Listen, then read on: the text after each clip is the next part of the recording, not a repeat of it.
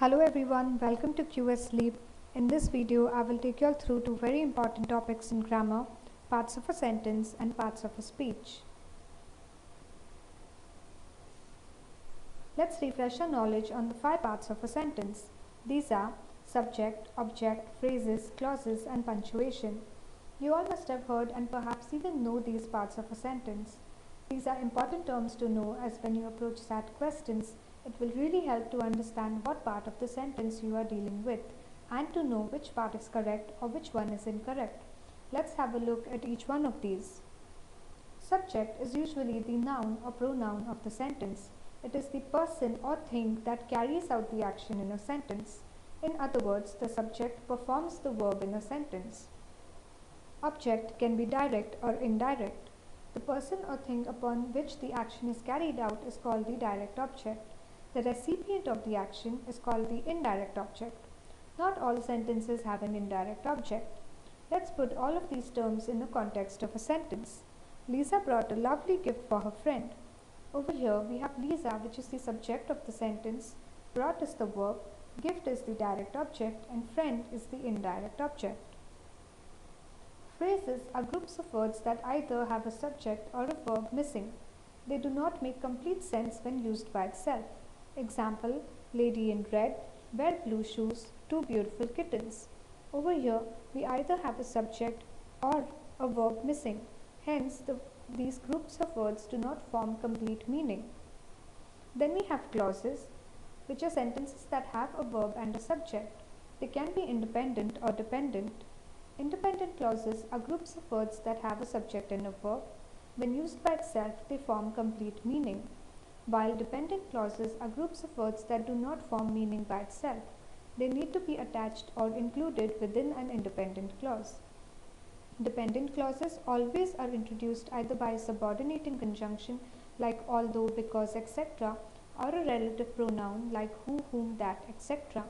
We will be covering these two topics in the later part of the presentation. Example, Reena came late to office as she got stuck at the railway station. Over here, the words in italics are independent clause, while the rest of the sentence is a dependent clause. If I just say Reena came late to office, it still gives me complete meaning. But if I only say as she got stuck, which is the dependent clause of the sentence, it does not make meaning. I need to have Reena came late to office to make sense out of the other part of the sentence, which is as she got stuck. Then we have the punctuations. The punctuation that SAT tests you on include comma, semicolon, colon and dash. Comma is used to separate non-restrictive modifiers and lists. Non-restrictive modifiers are basically words, phrases or clauses that follow a noun and are not essential to identify a noun or form meaning of a sentence.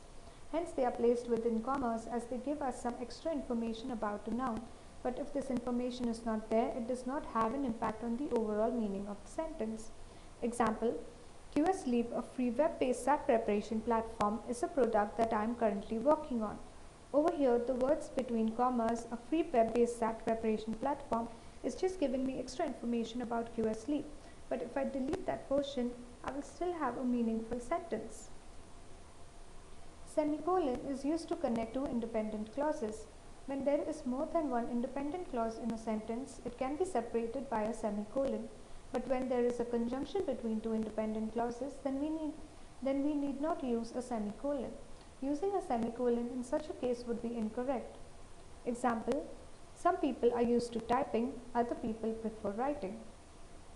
Colon is used to introduce a list and to introduce an explanation or an example. This is how a sentence with the colon looks like. I need to pick up a few things from the grocery store. Colon, fruits, vegetables, chocolates and milk. Another way to use colon is, there are two choices at this time, run away or fight. Then we have the dash, which is used to separate modifiers from the rest of the sentence, to introduce a list or an explanation. Example, the bag is available in 3 colors, black, blue, brown. Another one, Varanasi, the land of Shiva, is famous for river Ganges. I will now briefly revise some important and relevant topics under the parts of speech to help you refresh these topics. The first one is noun. Nouns are naming words. Everything that you see around has a name assigned to it. Like this laptop, a computer that you are using to watch this video. Laptop is a noun. Nouns can be names of people, places, animals, things, ideas, qualities, etc. There are several types of nouns. Common nouns are names used to denote non-specific things like boy, town, factory, river, etc., while proper nouns are used to denote specific names of people, places, and things. It's easy to distinguish a proper noun as all of them start with a capital letter. Example, Canada, Ford, Hyundai, etc. Countable noun, as the name suggests, are nouns that can be counted. Countable nouns can have a singular and a plural form. Example, Nitin had a tough time climbing the hills with his heavy backpack. Uncountable nouns cannot be counted and always take a singular form. Example, we live in an age of information. Over here, we cannot put a number on the uncountable noun information. Collective nouns are names of groups of people, animals, or things. They usually take on a singular form as they are considered a single unit. Even though one can count the number of things that make up the group, it's still considered as uncountable and a single unit.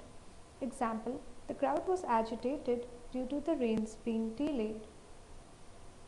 Possessive nouns are used to show a relationship of belonging between two things or between people and things.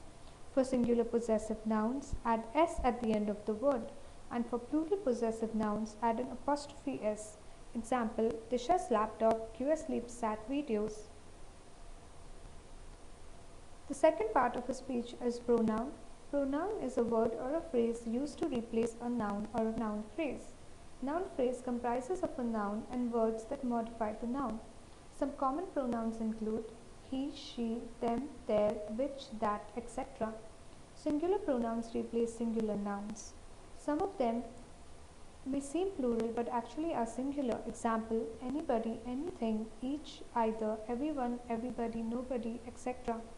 Example, anybody willing to take part in the cultural program? Plural pronouns replace plural nouns. Examples include we, us, they, them, etc. Singular pronouns must have a singular verb, and likewise plural pronouns must have plural verbs. Example, when me and my sister went for a walk the other day, we were chased by a dog. Relative pronouns are used to connect a clause or a phrase.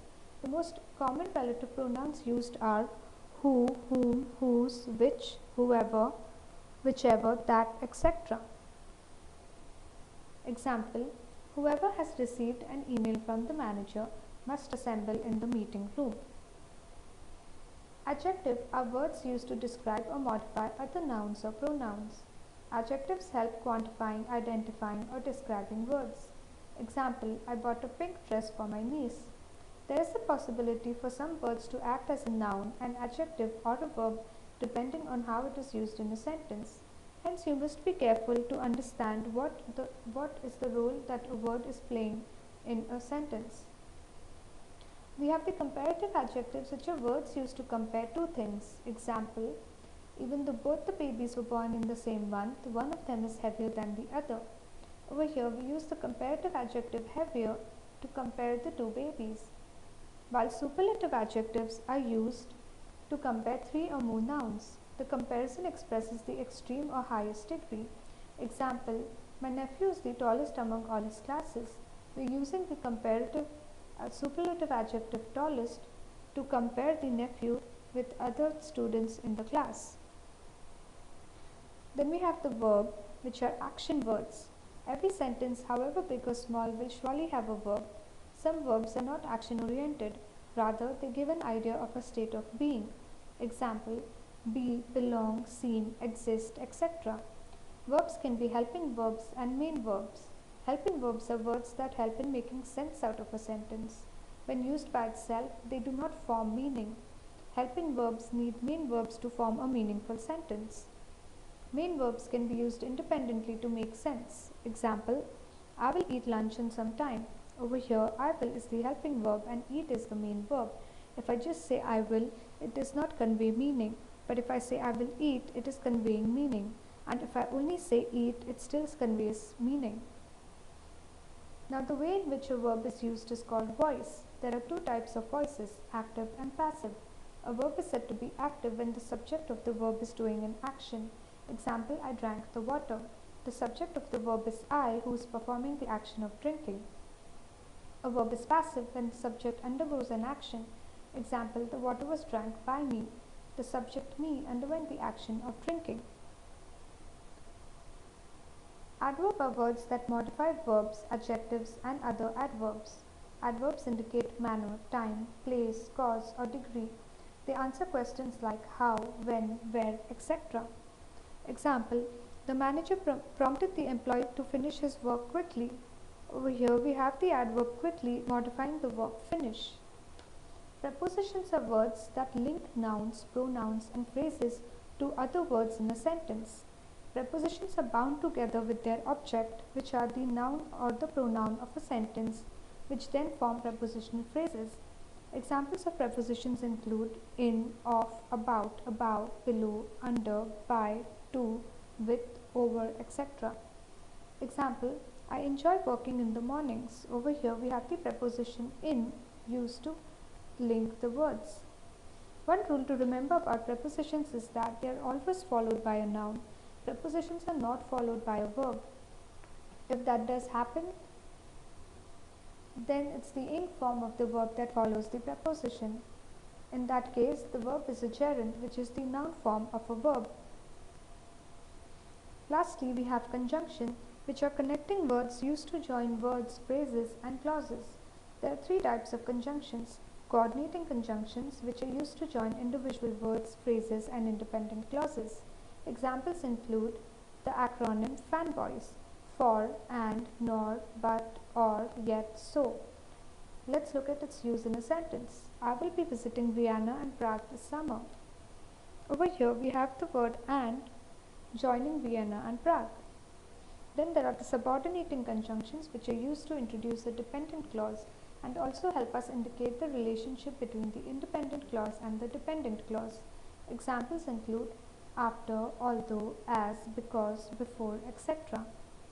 In a sentence, it will appear like this.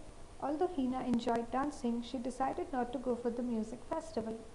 The third one is the conjunctive adverbs, which indicate relationships like contrast, cause and effect, comparison, etc.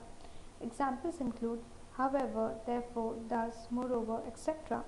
Example, the storm made the forest pitch dark. Therefore, searching was useless until it abated.